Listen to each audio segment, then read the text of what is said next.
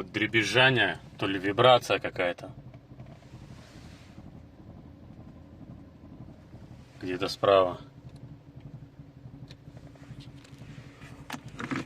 В D переключаешь, ничего не происходит.